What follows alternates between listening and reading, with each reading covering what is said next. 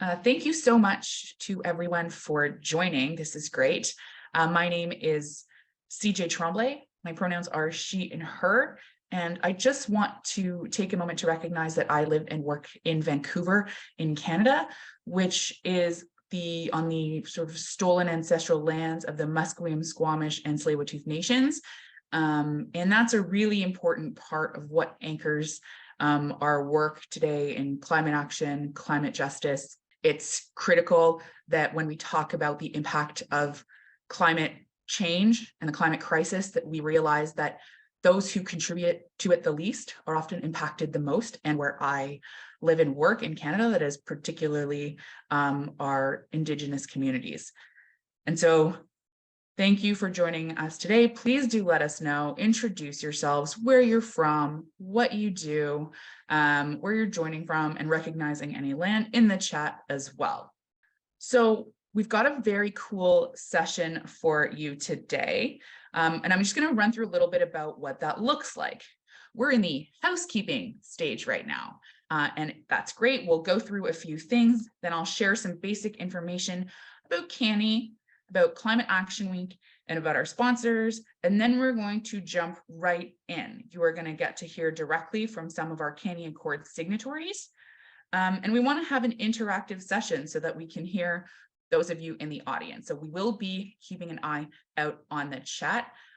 Margarita and Shaun are our volunteers who are there, so we've got some great questions coming through. But we'll also open it up at the end. So if you want to ask anyone in particular a question, you'll be able to do so. You can turn on your mic, your camera, ask and discuss away if you're feeling it. So on to the next slide. I just want to give everybody a quick overview of what CANIE is if you are not familiar. It was founded in late 2019 and our first event was launched in 2020. This is really cool because this is actually the first Climate Action Week that we've ever had in April in the spring. And really the structure of CANIE is as such, it's completely volunteer run.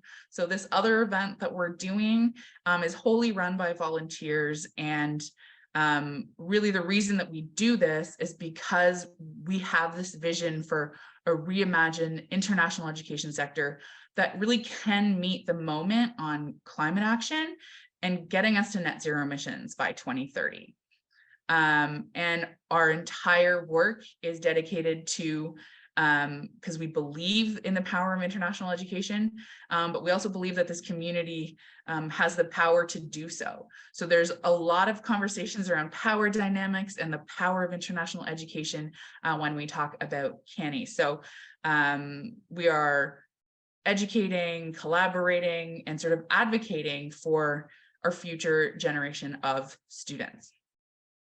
Also, if I just may, just toot our own horn a little bit and toot the horn of our volunteers, is all recently in the last couple of years, there's sort of the force of CANIE and the people involved have really taken it to a scrappy, like grassroots organization to an organization that just recently was recognized by the EAIE with the President's Award.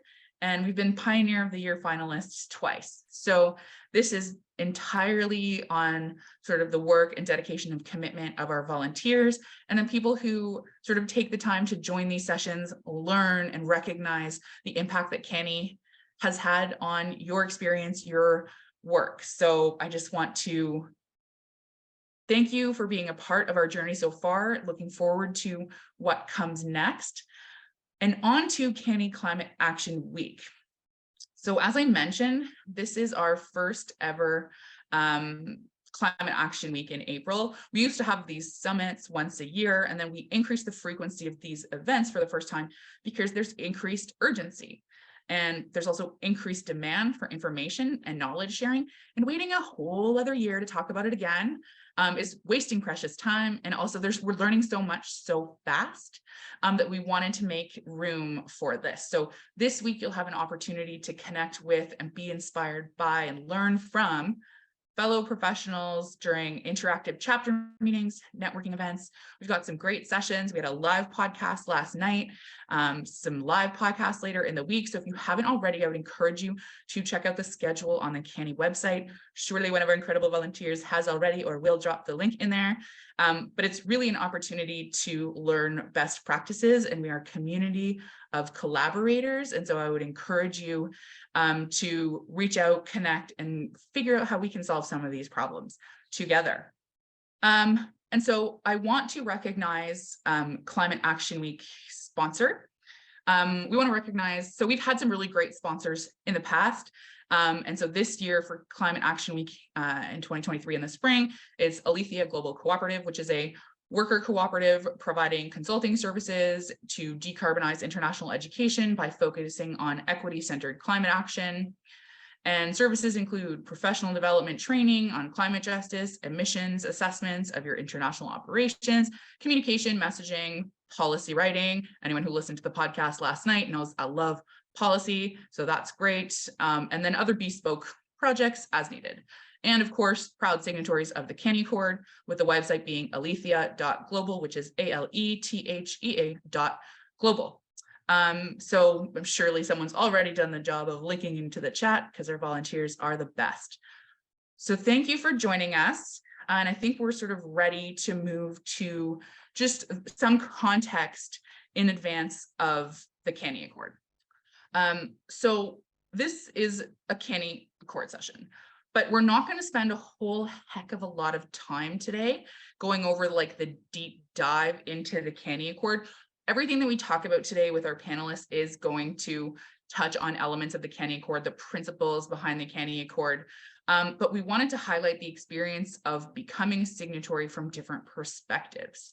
If you want to learn about the CANIE Accord and sort of the supporting science and timelines and sort of, I would encourage you to check out the presentation from our last Climate Action Week in November.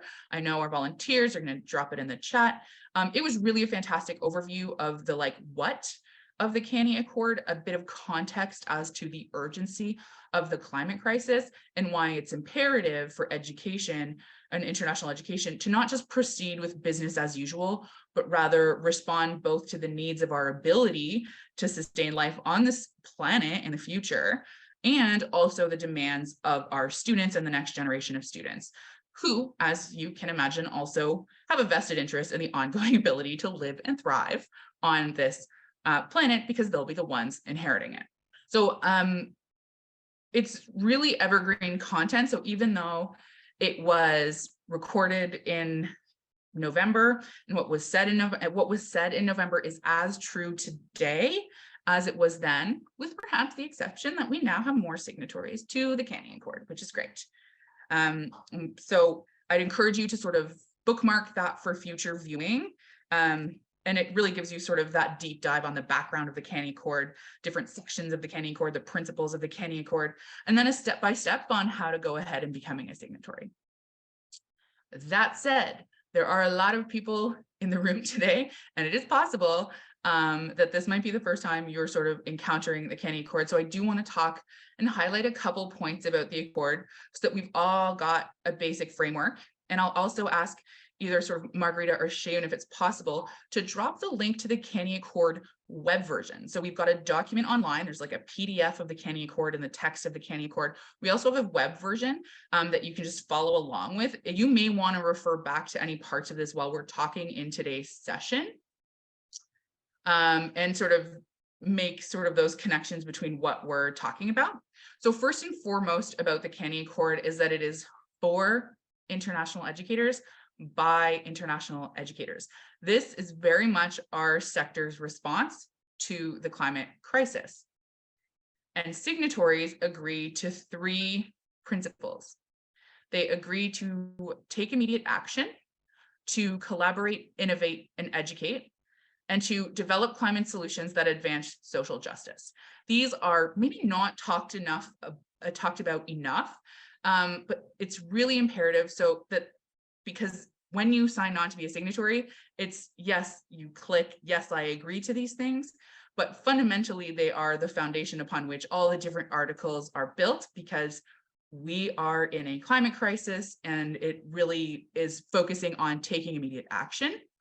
And we also want to, while it may not be specific within each element of the CANIE Accord and each action that an association or organization or institution is committing to, but we want to make sure that you're approaching the CANIE Accord as sort of with that social justice and climate justice lens. So yes, every one of our panelists today signed off on these 3 principles, and we will talk about them. And CANIE signatories must commit to at least 5 actions across 3 of the different articles of the Accord. And the Accord has 5 articles with a bunch of different actions within them. So there's the context of leadership and influencing, emissions accounting and reduction, travel, facilities, operation and procurement, and climate education. And each action within there is as basic, better, best. So we know that it's not like the perfect document or a perfect framework. We're going to keep adding to it. We're going to increase the scope of its ambitions, but it was critical for us to provide a framework to support the sector in starting to take action. And it was more important that we just took the action ourselves rather than letting perfection get in the way of taking action. So we've had a really great response to that. And I think we're just going to continue as an organization to add to it. As we learn more, we're just going to add elements, increase the requirements for becoming a signatory. So congratulations to those people who signed on early.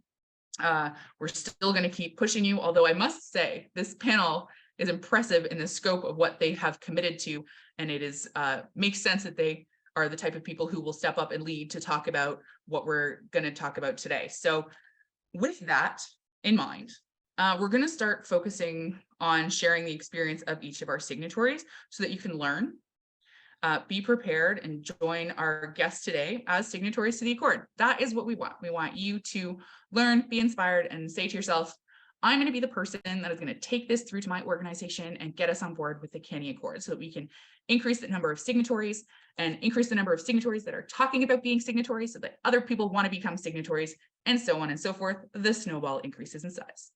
So that's what we're hoping for today. And so I just want to thank our presenters, our panelists.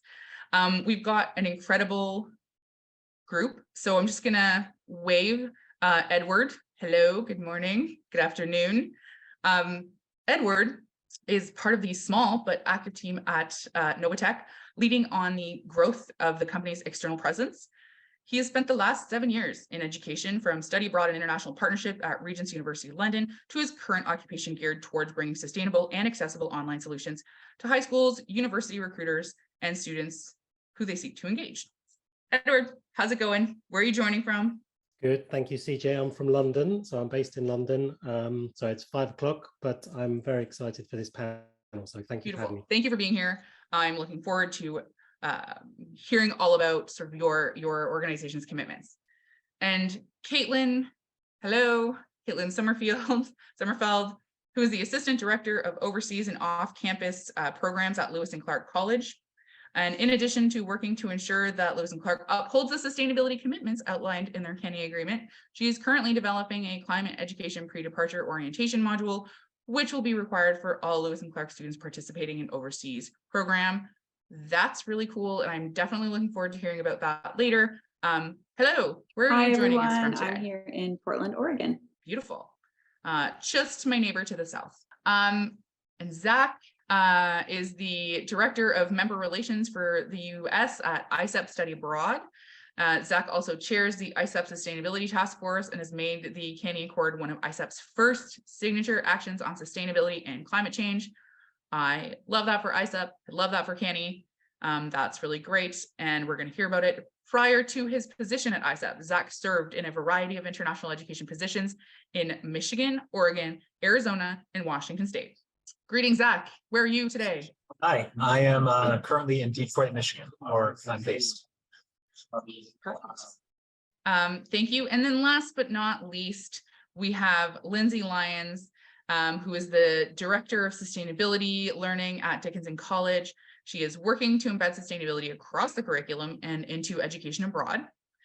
Lindsay has overseen many initiatives that have helped Dickinson secure recognition as the national leader in sustainability and as a carbon neutral institution.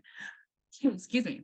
And Lindsay has a BS in biology from Lynchburg College and an MS in environmental education from the Southern Oregon University, which is super cool. Not a ton of international educators with that sort of scientific background, so very keen to get your perspective. Thank you for joining us. Where are you joining us from today? Hi, I'm in Carlisle, Pennsylvania. Beautiful. Well, thank you to the four of you. We've got 4 signatories of the CANIE Accord. We've got 2 service providers, 2 institutions, different perspectives. And I just wanted to say and recognize and start off the jump. The CANIE Accord, which I mentioned, has a lot of different actions. In total, there are 70 actions that an institution or organization, association can commit to. 70. Not all will apply to every institution or organization or signatory. But I just wanted to recognize that NOVA has signed 51 actions. They've committed to 51 actions. Lewis and Clark College, 28 actions. ISEP, 30 actions. And Dickinson College, 51. So that's pretty great. Those are some very high numbers. If you scroll through the signatory commitment, the signatories, those are some of the highest numbers that we have on there. And so some of the questions that we're going to ask today are from like getting started, how did you become a signatory, some specifics about why, some questions around implementation and really leveraging the CANIE Accord and sort of that like now what, and then like what's next. So I would encourage people who are joining us to like, please feel free to, like she mentioned, just pose your questions for the speakers in the chat and we will at some point get to them. We are keeping track, but I want to jump in with questions to our panelists. So thank you everyone for helping us get through that housekeeping and context. And now we are in it for a great discussion. So I'm going to start with a question for each of the panelists to answer, which is, what is it that made you want to sign the CANIE Accord? And if you could, while you're answering, tell us a little bit about how you came to learn about the CANIE Accord, like what was your first impression? And then what was the driver for you as an individual within your organization to advance this? And just for the purpose of, we're just going to start with Edward because alphabetically, you're the first. Thanks, CJ. Thank you. Yeah, so really how we came to learn about the CANIE Accord was through just through my personal connections with Margarita, who's here in the panel today. Well, not in the panel, but in the presentation. So just through her, a lot of work she's done in sustainability and through my work at NOVA, we crossed paths. She introduced me to the idea. And I thought it fit really well with what NOVA does, what we stand for. And so it was really from there that our interest was sparked. From a personal perspective, we're a very small company at NOVA. We only have about 28 people in our company. So that in a way was a great starting point to embed this kind of approach right from the outset of our company. We're only about 3 years old. So in that perspective, really, it was a real opportunity. I could see that if we start early, we can keep that tradition going. We can protect the innate sustainability of our company anyway. We're 100% remote, so we have comparatively to a lot of in-person sort of organizations, we have a comparatively low footprint anyway.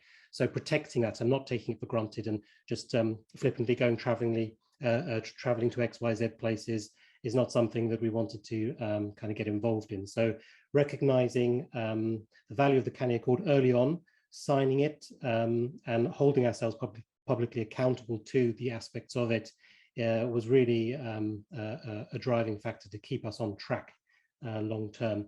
But also personally, on another perspective, I became a dad last year, so it might sound a bit cliche, but it's it's like we do want to have, as you mentioned at the beginning, CJ, a future world that is able to be lived in as good as possible, and that now is on a very personal level for me as well. So that's a contributing factor on a personal level. Yeah, perfect. I hear that as well. I became a mom last year and it was like everything felt very real, but it's like it was a different sort of piece because I was very involved with CANIE at the time.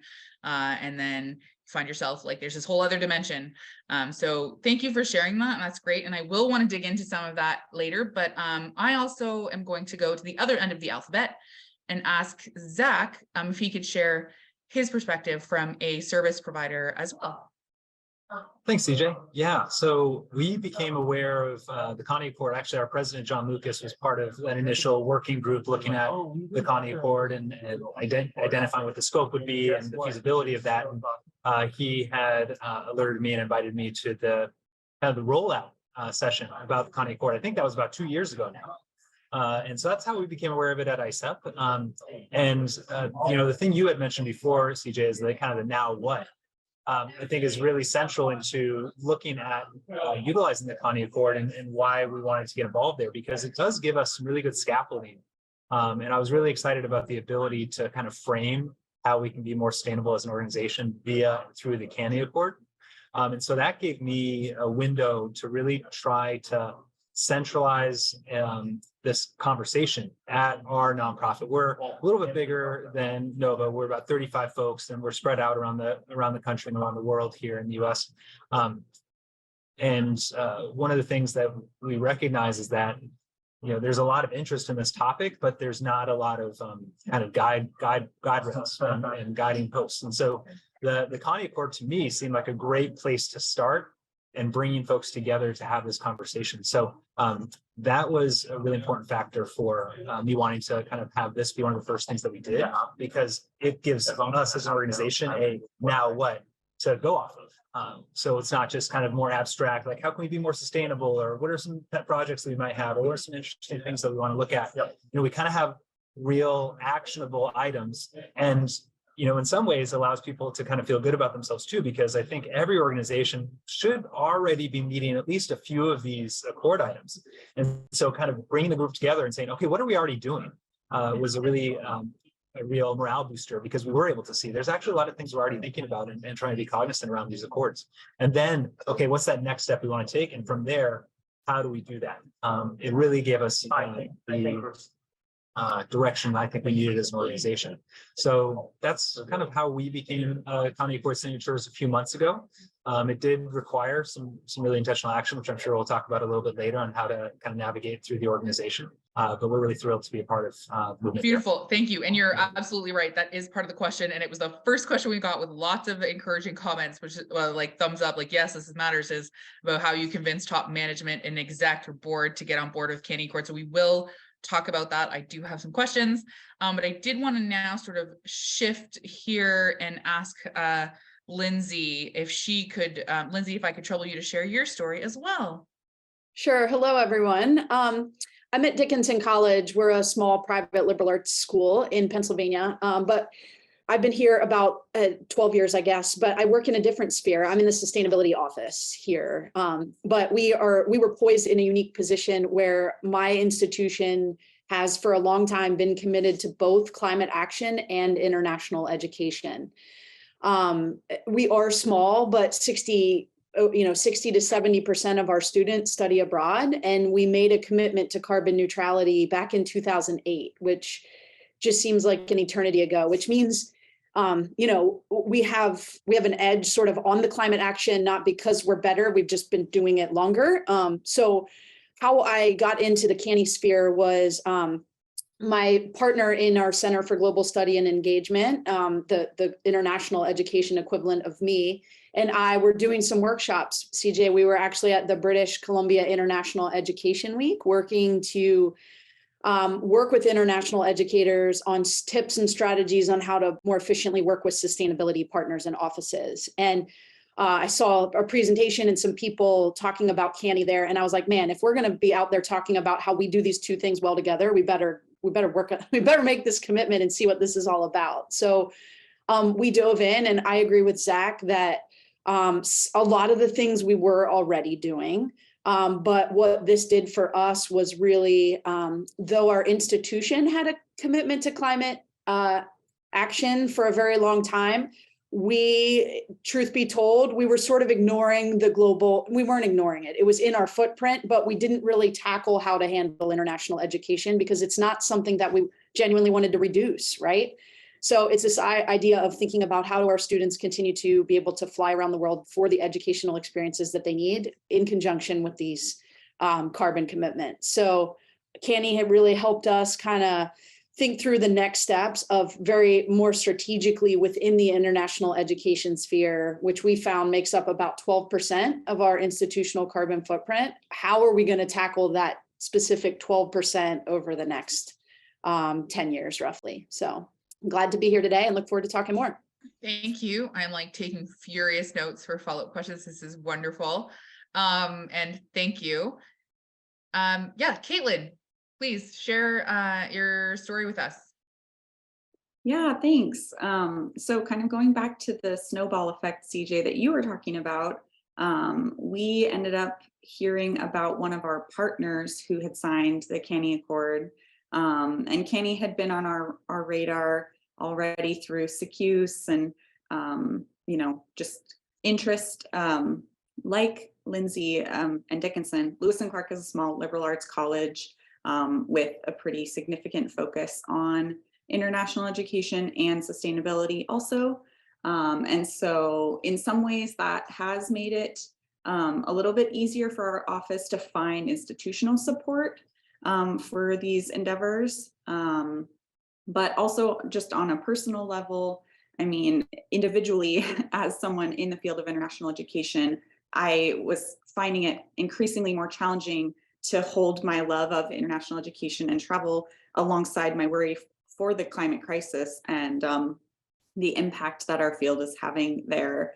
And so I think it's really exciting to see these avenues that we can kind of use the best things about our field to really have an impact and mitigate the negative kind of consequences of international travel. So yeah, there's a lot of similarities with what the other panelists have said, but in general, I would just say, yeah, hearing about other partners, other institutions that we knew who were signing on and really wanting to be part of that. And also, yeah, the process of signing the accord really did give us a focus on being able to identify what we were already doing and what our next steps were. Perfect. Caitlin, thank you for sharing that. And what I love, and I'm just going to dig in a little bit on the institutional side for just a minute, is that Caitlin and Lindsay, like you are both in different parts of the institution. So with Caitlin being international and like Lindsay being from sustainability, I'm really keen to ask, in terms of advancing this and your collaboration with international, I'm going to ask Caitlin this question first and then ask sort of Lindsay on the flip side. Before your sort of engagement on the CANIE Accord, what did your work look like in terms of collaboration with the sustainability office? Like, do you have a sustainability office? Were you already working together? So if you could tell us a little bit about that collaboration. Definitely. We could not have done this without our sustainability office. We definitely have one. We had been working with them, I'd say a little bit over the last few years because our institution does focus on sustainability. The sustainability office had an initiative to be keeping track of the institution's carbon footprint and any institutional travel. And so for a few years, we had been sharing our kind of student itinerary information with the sustainability office so that they could factor that in to their carbon calculations. And so that was kind of work we were already doing. And then as soon as we became aware of the CANIE Accord and our desire to strive towards it, the sustainability office was a major partner in helping us kind of get through that process. Great. Thank you. And sort of similar but opposite question to you, Lindsay, is what did your sort of engagement look like with the international office before you signed on to the CANIE Accord? Yeah, there's some of your institutions may actually have sustainability commitments outside of international education, as we did. That, I know the numbers, there's about 850 US institutions that have signed on to a similar sustainability commitment for higher education. So first thing to do would be find out if you're one of those, because your institution may have carbon commitments you weren't even aware of that you are actually a part of. So yes, we too were collecting basically student air miles traveled. Our carbon footprint calculations for Dickinson don't include in-country travel. We really say that is the responsibility of the student and not the institution, what they do when in country. But we do track if it is a like a faculty sponsored trip within that program that does factor in. So like Caitlin, we've been collecting miles from our global ed office forever, air miles and then in-country miles for program requirements. And they were just really happy to work with us. Our Center for Global Study and Engagement has commitments in their strategic plan for climate reductions and for partnership with our office. And honestly, it's really win-win because the institution is offsetting some of that travel anyway. And the more that we can work with them to strategically reduce the emissions in the first place, the less, we have to offset in the future. So that partnership kicked off easily and nicely for us. And in fact, we've done quite a few presentations together to model that partnership for other institutions, because we found through our work with the Forum on Education Abroad that many international education offices were not working in partnership with sustainability offices, not necessarily they didn't have a reason not to, they just weren't yet. So we were kind of trying to motivate that effort. And I thank you for both of you for saying this, and Lindsay specifically for talking about an institution. It likely already has a sustainability or like climate action or emissions reduction plan, and understanding where, and you may not have a relationship with that sustainability office, but understanding that exists and and truly, and I appreciate you saying this, where Lindsay, it was maybe not, you're originally not really looking at international as a part of that plan before, because you sort of, we don't have an interest in reducing that specifically. And I think that is so universal in terms of, and it might seem counter to our mandate, but one of the principles, one of the principles of the CANIE Accord is very much around like collaborating and innovating. And I think that is a relationship in terms of working together and then looking at ways to, as we are all passionate international educators who believe in that like power of the transformational experience, how to do that maybe differently than it had been done in the past, but still meeting those needs, and like, where do you look at? So I think that collaboration between an international office and a sustainability office is a great place to start. If you're in an organization or an institution, you don't have that relationship, looking for that plan that exists, and does that plan mention you? And making an effort to sort of build that in. And so thank you for saying that. Is very common, is not, I just want anyone who might be listening who thinks like, oh no, we don't talk to our sustainability office. Like, that is so normal. There's tons of sustainability offices who have no idea how international works, tons of international offices who don't even know what sort of commitments that the sustainability office has made. And sort of a first part of that is like collaborating and innovating through that. So thank you for saying what I think that like a lot of people are living, but maybe don't want to say. I think that's really wonderful. And there are some questions in the chat, and I'm seeing them and I am keeping track of them, and they're wonderful. So thank you for the conversation that is happening. And I love it. I did want to sort of flip that inside out and say, like, Zach and Edward, as organizations, do you have sustainability offices? Because I know there are some service providers in the room. And if you don't have a sustainability office, or what does that look like for you? Like, where does the collaboration and drive come from, where those commitments are, and you don't have that sort of expert guidance in your association? I can start and just kind of circle back again to the sustainability task force that we formed about 4 months ago, and that required some intentionality and the question came up earlier: how do you argue for signing the CANIE Accord with upper management or leadership at your organization or university? And it did start with some real intentionality on talking about this as an imperative. And we're a nonprofit, we're mission driven, but at the same time, we have the finite resources, both in terms of time of our staff, because we're a small team, but also just financial commitments that we may need to make. And so the way I wanted to approach it was, I came to our executive team, which is our VPs and president, and basically laid out the value in having a group of folks at our organization that could focus on this topic. Because if it's not centralized, it's going to be really tough to get any kind of traction or movement on it. So and in the end, I would say we're not knowledgeable to the degree that a sustainability office at a college or university is knowledgeable, right? We're going to be leaning upon organizations like CANIE and other leaders in the field to try to learn from them, so we could synthesize some of those ideas and implement them departmentally and at an organizational level. But what I did was I basically presented kind of the business case and thinking about some of the business reasons why you'd want a sustainability task force. And eventually we got to the CANIE Accord, but having that sustainability task force first was critical.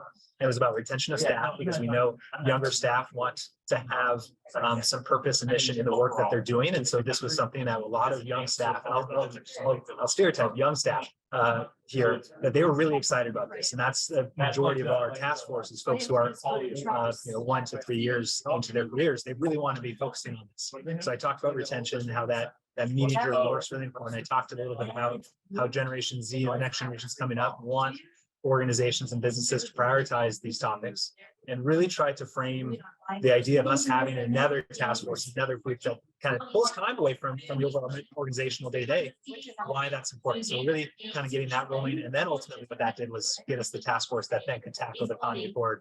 And we could say, look, this cross-section of folks that I said, believe we're already doing this and we'd like to do this next, and then present it to our E-team. So, in the end, we don't have a dedicated sustainability office like colleges and universities do, but we're trying to create some degree of an office within our organization by doing that. But it required some real intentionality to sell the idea, but using both the business and the mission side to make those arguments was really critical. Yeah, it's interesting from our perspective. To be honest, we found it was very informal. As I mentioned at the beginning, we're a very small company, so it was a very straightforward process to get sign off on it. It's very much a one-man team, just me in the sense of approaching the whole sustainability thing and how Nova fits in with that. So it was just a case of a very informal conversation with our CEO. And also, it was a no-brainer for us. We're very much, being a fully remote online company, it is relatively easy for us to tick a lot of boxes by default anyway. But signing the CANIE Accord was has proven to be quite critical in mapping that out and seeing how we can stay on that trajectory and not backtrack by traveling too much in person, things like that, to conferences. So it was relatively easy to get sign off on it. I would echo that what Zach said, being a small company, we are quite tight on time. We have a very small team. So dedicated approach to sustainability is a challenge, but it's something that we very much want to embed. As Zach also said, it's very, very much at the forefront of the minds of Gen Z and the upcoming generations as well. It's important not just for that reason, but for all of us. It's something that is too easily kind of slots into a task to do at work. And that's something very much that we don't want. I don't want that to be the case. I want it to be very much an ongoing rolling process that gets progressively more part of our core functioning at Nova. And I think that will be easier to do, having started quite early on in the process of our existence as a company. But we will very much rely on organizations like CANIE, to guide us. I can't claim to have any particular awareness about sustainability beyond the fact that it matters. So I'm very much learning as I go, and Nova is as a company as well, learning as I go, learning as we go.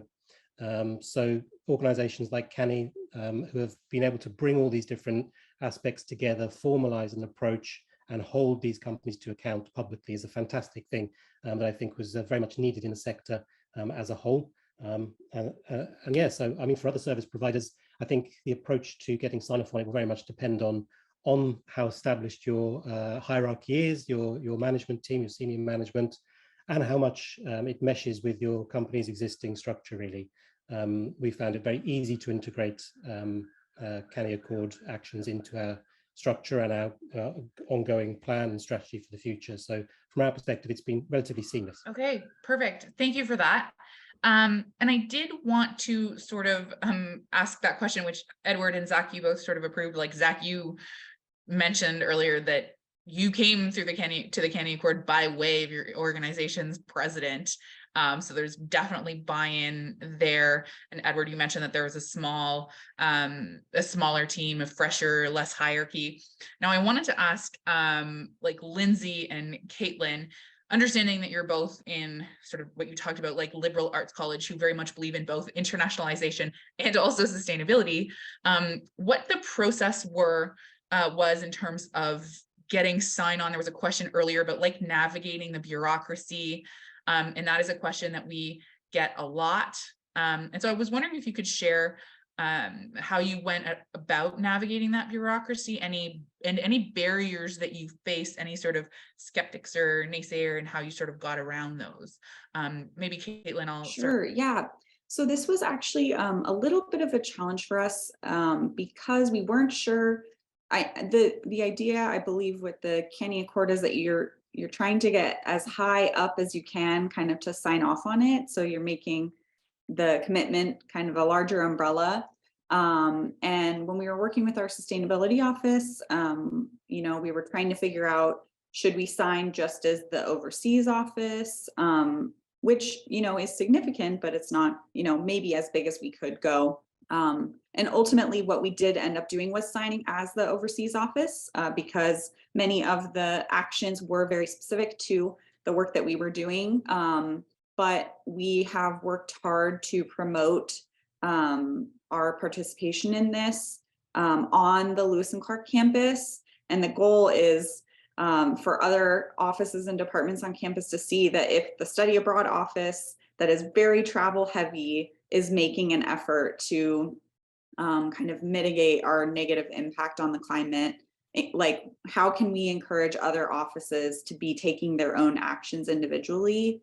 And perhaps at some point we can kind of tie this into our larger institutional commitment. Yeah, we the director of our sustainability center and the director of our Center for Global Study and Engagement report to the provost, who reports to the president. So we were starting this at the top, which was helpful for us. I think the case that we need to make, and I think where most institutions run into problems, is when additional time and dollars and resources are needed to make the commitment. So Zach, I agree with what you said.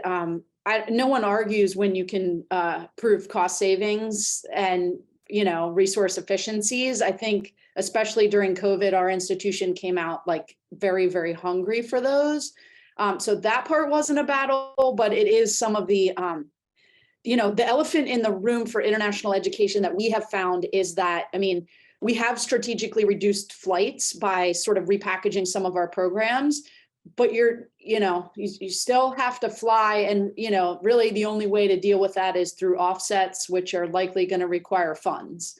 So, when we get to the strategic reductions to that point are, I think, were less of a problem for us. It came down to like this true net zero, when push comes to shove, to have zero emissions, someone is probably likely paying for offsets somewhere. And that resource allocation, that's really the only pushback that we got. And to be honest, we don't have a full funding plan for all of that forever, right? Like that, so that part makes me a little uneasy when it's when financial resources are needed like that. But getting it to the approval point and any areas where resources could be saved, I think everyone was on board easily. So we packaged it as a way that we could lead in both of these areas. And hopefully that draws, like me being on this panel is giving Dickinson College attention for focusing on both of these things. So we're using it as strategic marketing to say that, we're dabbling in both of these worlds well. And that's sort of an institutional commitment for us that's had some payback, which has been good. Great. Thank you for sharing that. What I really like about this, and Lindsay, I just have a quick follow-up question. So where Caitlin, you talked about signing at the overseas office. Lindsay, is Dickinson just a full signatory, like the entire institution? Perfect. Great. I just wanted to confirm that, because what I think is really cool about these two different perspectives, and Caitlin, like hearing you recognize that there are challenges and like how far up can we go? I think that is something that so many signatories, I'm saying, I think, like I have heard from signatories from themselves who've said like, oh, it's really hard to get my entire institution to sign off on this. And to that I say, Caitlin has completely nailed it. You can sign on just as your sort of international office, and you can do that because we talk a lot about power dynamics and system change. And specifically, it's like, how much of an impact can you have within the system, and how big is the system that you can influence? And taking that to as big as you can influence, which in Caitlin's case was like, I can get the overseas office, we can do this, and we'll advance this to this far. and then sort of lead by example, demonstrate your ability to sort of move on these things and show sort of the benefit of having signed on and taken action. And that has a tremendous amount of impact, right? Because you're making systemic change within the scope of the system that you operate. And I think that when we talk about the power of international education, the power of international education offices, that's an important thing to recognize. And there are examples globally of institutions who go through this big transformation where it is led by the sort of international office. And so I know University of Auckland's an example of that, and there's a couple others as well, where the change really started from the international office and sort of ballooned outwards. And I think that that's something that can be recognized. So I just wanted to say also 1 second to everyone, thank you for everything that's happening in the chat. There's a lot of really important comments happening. And Lindsay, I see you on the panel answering questions as well in the chat. That's awesome. So I'd encourage you to have a look at that as well. Now, I do want to just take a section because we're seeing a lot of these questions in there. Not all sections of the CANIE Accord are equally weighted. They are all significant to the future, but I will say that as most urgently needed is reduction in emissions. And what I love about this panel and want to drive home is some of the commitments in Article 5 of emissions accounting and reductions. And we're seeing a lot of questions around this in the chat. So I just want to say that shout out to all of you, you have committed to establishing a baseline year. And that is sort of just table stakes for being able to reduce, right? You want to be able to measure. And so I wanted to know, and just sort of quick hits, and I'll sort of call each of you. Did you already have that, or are you working on it when you sort of signed off? When you became a signatory to the Accord, did you already have that baseline year, or sort of were you committing to establishing it, and how's it going if that's the case? So I'll start again alphabetically with Edward. Tell me a little bit about that. Yeah, so we're climate neutral since 2021. So we've only been around for 3 years, but we've offset 2 of those years. And it was kind of, I think, at the end of the first year that we signed the CANIE Accord. So prior to actually signing the CANIE Accord, we were already very active in looking into, how we could offset our already relatively small footprint. As I've mentioned multiple times, about being online, we have a very small footprint anyway, but offsetting is still important, and reversing the growth of that footprint as the company goes is going to be a challenge. But yeah, we've offset it, and being exclusively online, pretty much all of our emissions fell within scope 3. So it was a very straightforward process, really, of just, I've mentioned in the chat as well, that the vast majority of our emissions came from traveling to various conferences, which involved, unfortunately, necessarily involved flying. So that was about 68% or so of our emissions was from that, and that was only attending a few conferences. So it really points at the heavy impact that flying really does have. And the rest of it mostly came from the remote working of all of our employees. So we have a lot of colleagues based in Latin America, and all of the heating, the electricity consumption that was involved in that was factored into our calculation, offset as well. But the baseline year that we used was 2021-22, because the first year we did our calculation, we were still a very small company. It was still the effect of COVID. I think that skewed kind of activity that was done online, and it was a big boom of people moving online. But also, as a small company, we had a certain capacity that we couldn't really exceed. Second year, we grew, and that's the kind of year that we're aiming to have as our baseline year to go off when we hold ourselves to account in terms of reduction targets, because it's certainly not just offsetting that we want to do. That was a fantastic starting point, as you mentioned. It gives you numbers, it enables you to measure. But in the long term, we want to, and that's something the CANIE Accord has helped put us into higher gear, is to kind of develop a strategy to reduce our emissions off that baseline year on a year-by-year basis. How feasible that's going to be will depend on how the company grows and how quickly it grows, because that will necessitate an increase in emissions as well. So it's a challenge to kind of explore, but we're very much committed to reducing our emissions, not just offsetting it, which is just kind of it's not a case of tick, it's right. done. We need to reduce it. Great. Okay, thank you. and alphabetically Caitlin. Did you guys have a baseline year for your missions before signing on to the CANIE Accord? No, we didn't. And it's a work in progress. We're going with progress, not perfection here. So we're still kind of working on it. Perfect. I feel that in the core of my soul. So thank you for sharing that. I think it's important for people to know where everyone else is at, so they're not feeling like they aren't measuring up. Speaking of measuring, Lindsay, I know you guys talked about doing this. So this was just business we as usual had for you? a carbon reduction commitment, which included student study abroad travel since 2008. So, and then our goals for that were a 25% reduction by 2020, offsetting 75%, and then 50% by 2025. And 75% by 2030. So we have increasing reduction goals, like in decreasing offsetting to get to that to maintain carbon neutrality over those years. But yeah, continuing to reduce, which is seemingly very ambitious as we get closer to the further deadlines. Cool. Okay, and just a quick question: when you committed to that in 2008, I know you talked about like not necessarily accounting for international education, but that is from your 2008 target reductions included the international ed? No, it is international education has always been in the footprint. What we did was we actually did reductions projects everywhere else, and we just let people keep studying abroad as normal because no one wanted to talk about reducing study abroad when actually one, COVID helped, and two, we are doing things better and more strategically there now that we actually have reduced our air miles. While I don't think we've reduced the quality or options to our students in any way. So, but that was a tougher nut to crack than some other easier on-campus reduction program. So. Okay, perfect. Thank you for that clarification. And Zach, tell us, before signing on to the CANIE Accord, did ISEP have a baseline No, year? we didn't. And we're planning to start a baseline year upcoming here in a few months once we've got all our ducks in a row. And I think it's going to be, and the goal after that is after that baseline year, 10% each year after that. And I think there's going to be a lot of low hanging fruit. So I'm excited about those first few years because in general, I think there's going to be a lot of opportunity we'll see to get that first 10%. It's the next 10 and the next 10 that's going to be a little tougher.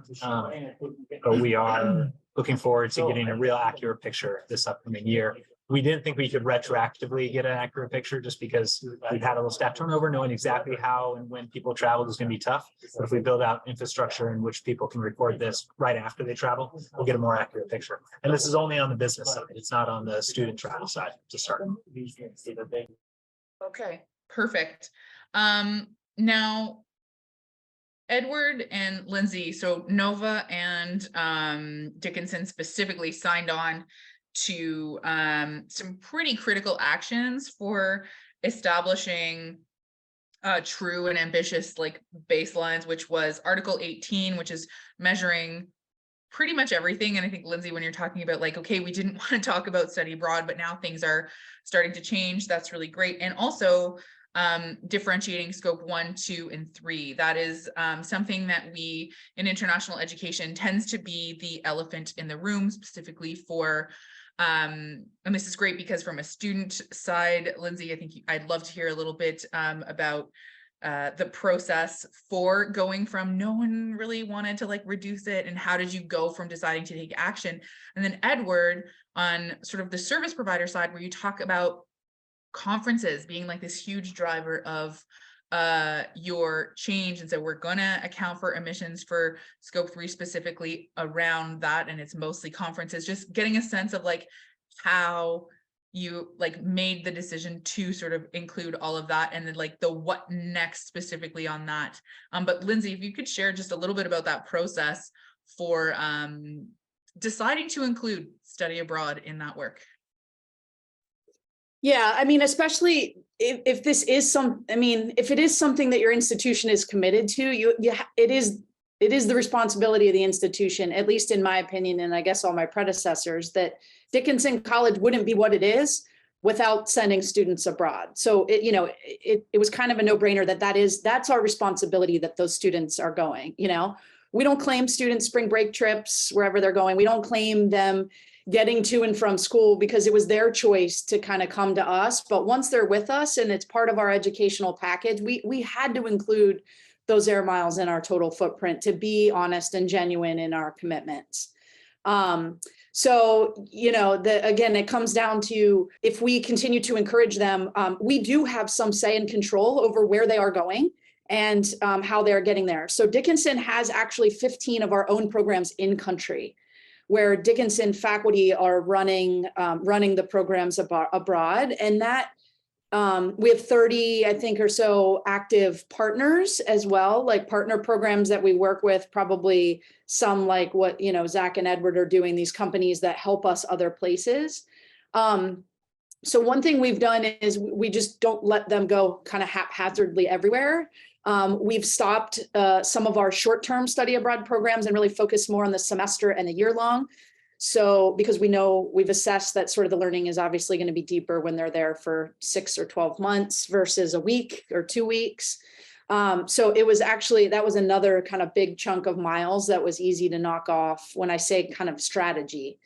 And then, goodness, the technology that we've learned through COVID has really helped bring us closer to our global partners without going there, right? I think we can all feel that through virtual exchanges, through online meetings of our staff, through these kind of global orientation programs where we are orienting our students to stuff in country without like, oh my gosh, we used to bring like the people from France here to talk about what it was going to be like in France, right? So we've really come a long way in reductions by just sort of streamlining and thinning and being more strategic. Some in part due to COVID, in part due to resource sharing, and then in part due to these commitments as well. Like we're looking more for those things. So.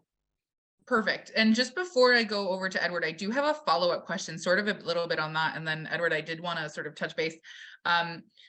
As a signatory, you're sort of the only signatory on the panel that signed off to Articles 24 and 25, the sort of the like better, best category of emissions reduction. So in emissions accounting and reductions, Article 24 and 25 talk about a 25% reduction in emissions the first year and then subsequent reductions year over year until 2030. And incredible, truly ambitious, and like leadership level stuff. The question is like, and you sort of alluded to it, we're like, oh, it's getting harder and harder. And you're like, do you have a plan for that? Or do you like sign off and sort of take that leap of faith and hope that we can work it out as we go because the commitment is so important? So just trying to get your sense of. Yeah.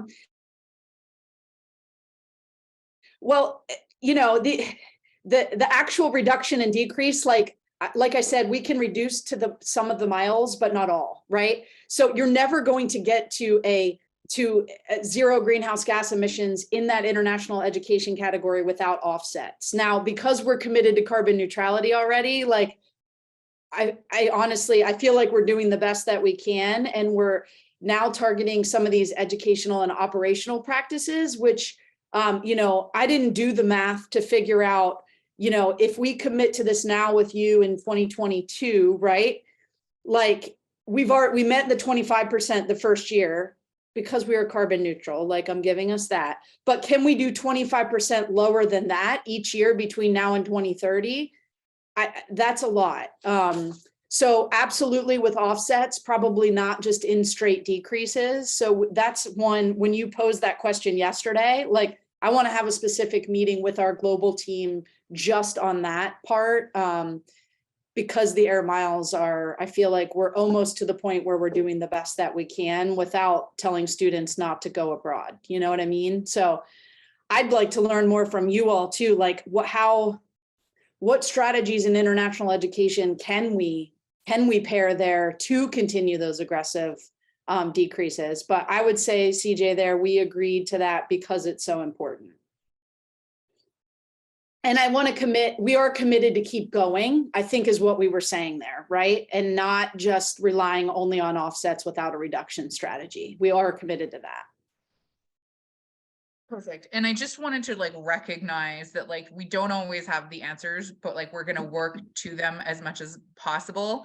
And it's an ambitious piece, and most people don't have all the answers right away because, and I think Margarita asked a really good question. Well, no, I don't think she did. She did, where she specifically asked about like, oh, is this like business reduction and student reduction? So just like to sort of close the loop on this, where like, I don't know how to do this without asking our students to not travel anymore. So is it the case that you've already like maximized the reduction in operational travel and operational emissions at Dickinson as well? Because when it comes to prioritizing emissions, I think most people in the space will believe that like we want to prioritize students because we've all had a career and privilege of traveling for work for a long time anyway.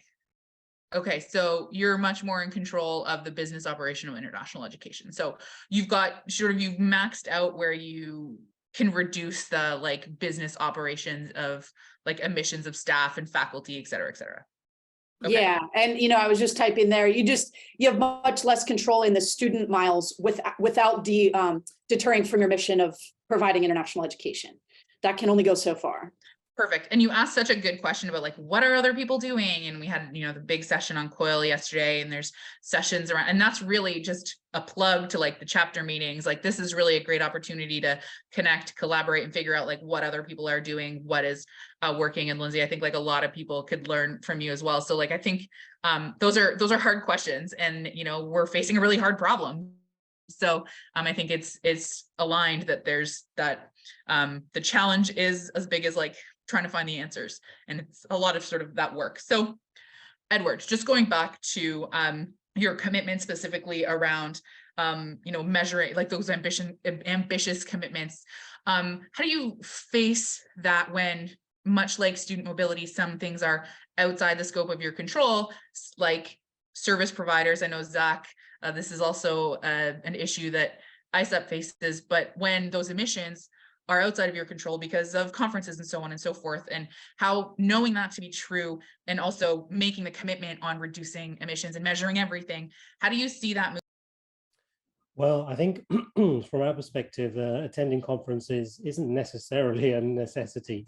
I mean, it definitely helps with networking, with connecting with people. There is that physical aspect, the face-to-face relationships, that is very valuable, and that can be game-changing business-wise. But a lot of things we need to look a bit more critically, I think, about the conferences we really should attend in person, and the ones that we can attend virtually. Increasingly, lots of conferences now are virtual, there are virtual options, and attending those virtually can be just as productive in terms of networking and outcomes. In fact, even more productive depending on the kind of setup of it. If it's done well, it can be very productive actually, and a very efficient use of staff time with practically zero emissions involved. So I think going forward we'll be more critical and more inspect the conferences closer. Do we really need to go to that? And another thing that we'll look at is kind of having local staff go to local conferences. So rather than having certain people who want to go to X conference, we need to look at if there's someone local who can be representative of Nova locally. I'm based in London. Quite a few conferences happen here in London. I went to BET last week or the week before, for example, and it was just a tube ride. So I'm not sure what the emissions of that will be. We'll include it in our calculations, but I'm sure it's very minimal compared to, for example, someone flying over from the US or Brazil or something. So I think we can be more fussy over how we look at conferences. It was relatively easy for us to commit to that action within Article 5 because so much of that doesn't apply to us being virtual. But the other area that I think we can look at, in terms of actions, would be our staff working from home. So working from home in itself is a big saving, but we need to be able to support our staff to their electricity, for example. Are they using renewable resources? Are they locally? That will vary a lot. Like in Brazil, we have a lot of staff. I'm based in the UK. We have some in the US. Availability for these different ways of consuming or different tariffs and stuff vary a lot regionally. But I think if we can create some kind of support network for our staff to encourage them to switch to more renewable ways of consuming electricity in their home that they use for work, that will bring down our footprint as well going forward. And then that would, in a sense, mitigate if we did attend X conference in person that was really valuable to our business development, then we've, in a way, mitigated that. Of course, it would have to be calculated, but those kind of things, what we're looking at going forward, yeah. Thank you. And that sort of dovetails nicely into what I want to talk about as we just wrap this up, right? We're coming up to the end, and there's been some really great questions, some really great conversation in the chat around like the length of programs being the elephant in the room and how to like balance some of those priorities. So I'd encourage everyone who is there to have a look. And these are important conversations to take sort of beyond this space, and both that sort of piece around conferences that Edward mentioned, and then sort of the conversation, like what I wanted to get a sense is as signatories, right? Caitlin, you mentioned that you came through this by way of a partner and you saw like that snowball effect. But I'm wondering like how you've taken on that responsibility as CANIE signatories to advocate and influence, like taking on that responsibility within your sphere of influence. So I'd really love to hear, as CANIE signatories, how that has helped you position your work a little bit differently within the scope of influence that you have, and sort of what we can sort of take away from that as signatories, like the benefit of that signatory status. And so I will start with Zach, because unbeknownst to everybody, Zach has been joining us from the airport because he's a real trooper.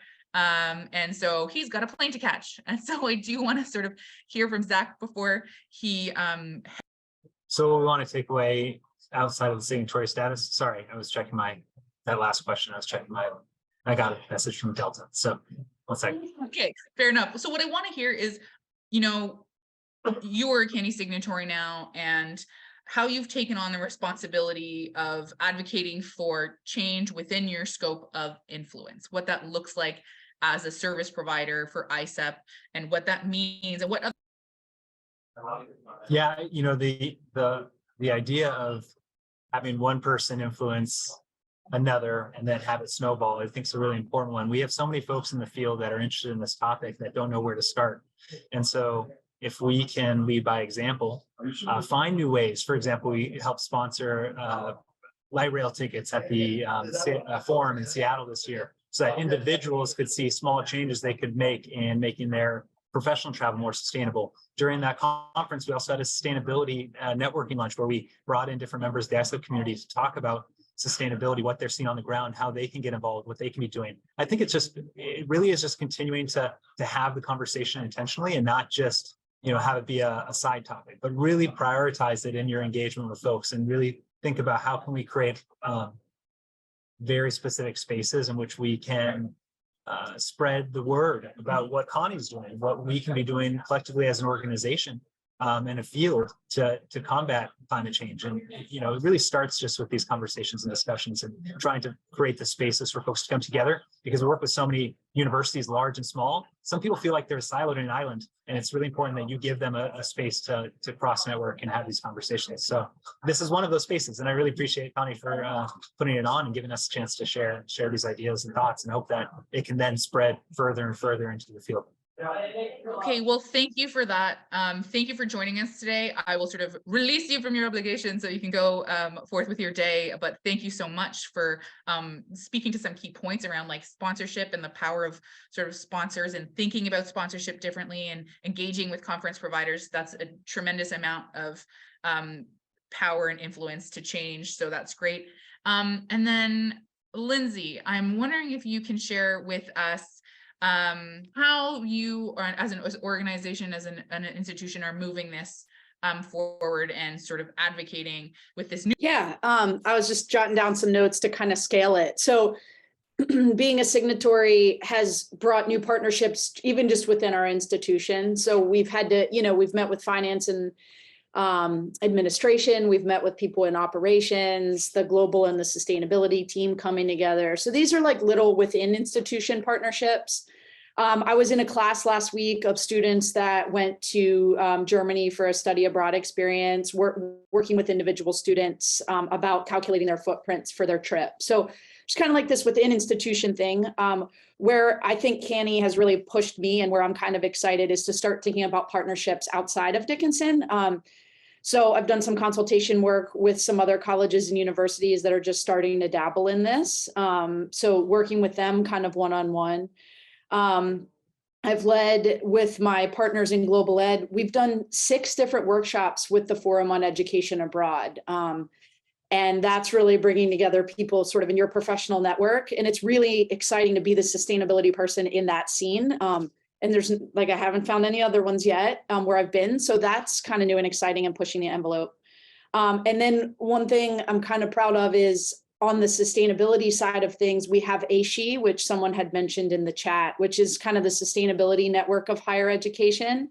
And I'm challenging them to think a little bit more critically about how student study abroad experiences are incorporated into the sustainability side of things. So I'm kind of taking what I'm hearing in your network and taking that back, which has been good. And then, you know, like your network is has an international audience. So honestly, just signing it and having our name and profile and commitments kind of up there and out there, I think just sort of brings awareness and potential partnerships and conversations, even just through Climate Action Week here this week. So I think it goes from like, honestly, conversations with students in our classroom here all the way to kind of international virtual audiences and everything in between.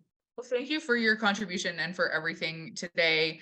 I think that everyone in the chat is appreciative of what you shared, and I think your perspective. And so that's really great. And I love that you see the value in sort of having those public commitments and having that like Dickinson page publicly visible. Like, yes, it holds you to your public commitments, but also there is a benefit to that. And so it's really great. And we would encourage, that's one of the benefits for a lot of the organizations, both from a partnership standpoint and also for students, because we know that students are asking for this.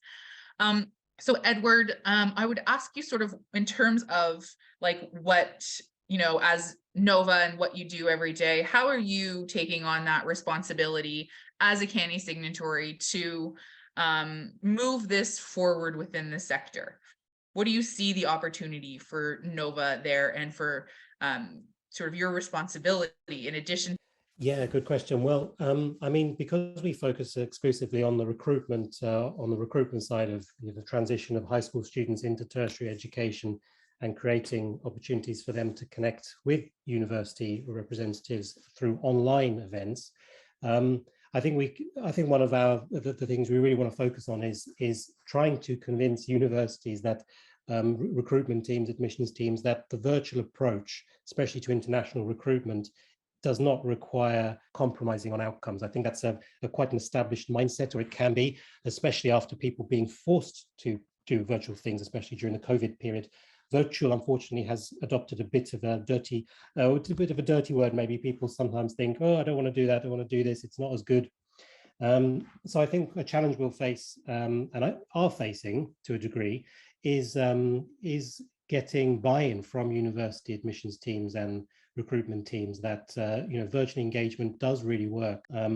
I think, but having said that, recently I've been chatting with quite a few admissions staff from different universities around the world, and a lot of them say they really have embedded a virtual aspect to their recruitment strategy going forward. It is there to stay. So I think an additional way to speed up that process is underlining the sustainability credentials of virtual engagement.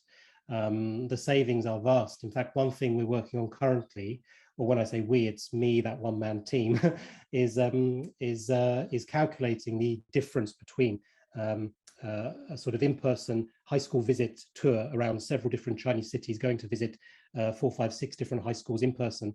All of the logistics that involves, the outlay, the costs, and of course the emissions of all the flights involved, versus the equivalent done online, and actually trying to quantify that difference. And I think that kind of evidence will really help universities see the benefit of online engagement, and of course the high schools as well, whose students will be attending those virtual events.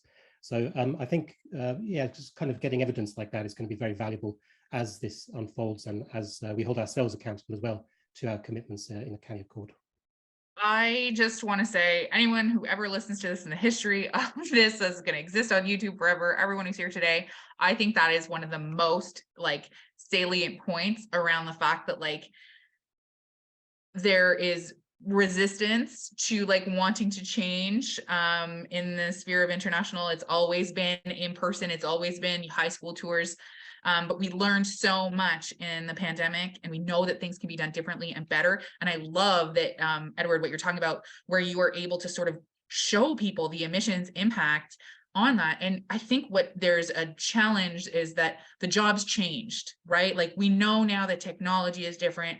That means the jobs changed. It's not the same sort of, it doesn't need to be and should not be the same road warrior mentality it always has been. And I think that there's, I mean, we could have a whole separate conversation on that, but I just wanted to recognize and appreciate that as a CANIE signatory, you're taking that responsibility of like showing people the impact of that work and how you are not just showing them an impact, but also like there's an alternative, like virtual is impactful. I think I mentioned it in the chat. I actually find virtual to be like way more effective and cost efficient because I can have more people on it instead of sending only one person. There's like a ton of benefits, and we could explore that in a whole other session. But I just wanted to recognize that and say thank you. And that's I think a truly wonderful parting word from Nova. So thank you for your time today. And Caitlin, last but not least, obviously, I just wanted to hear from you in terms of what it is that you're seeing as your responsibility as a CANIE Accord signatory to sort of move this forward within the sphere of your influence. Like, you talked about your administrators. Are you seeing this and talking about this with students, leveraging that signatory status? How are you using it and sort of taking that responsibility and opportunity? Yeah, thanks, CJ. So right after we signed the accords, our communications team on campus did a press release to announce it, which, you know, we want our alumni to care about this. We want our prospective students to be seeing that and drawn to Lewis and Clark as a place that cares about this and is taking action. We want our current students to know that we care about this and we're taking action. Like, I think the reach really can be wide. And I also think there's kind of a community piece in it too. Like there are other institutions who are, you know, maybe on a similar level as you in terms of like the actions that you've been able to take so far and what you're striving for. Like it's a whole spectrum. And also if you're seeking new partners, like who is a CANIE signatory, like you can kind of look at this as like a network and it's really special, I think, to be part of that and just working towards a more sustainable future and a future where our field can have a really positive impact. I think that is a wonderful place to end. And I just want to say thank you so much for everyone, to everyone for being here, for making the time, for the people who stuck it out in a 90-minute session, who are still here listening and learning. And I also just wanted to thank our volunteers. If they are, I would encourage them to come on screen so we can recognize them and say thank you. None of this would happen. None of CANIE wouldn't exist if it wasn't for all of our volunteers. So thank you for everything that you've done in advance and today. And to our panelists, like, I loved this conversation, and I think we could have talked a lot longer, despite the fact that we all have a lot of things to do.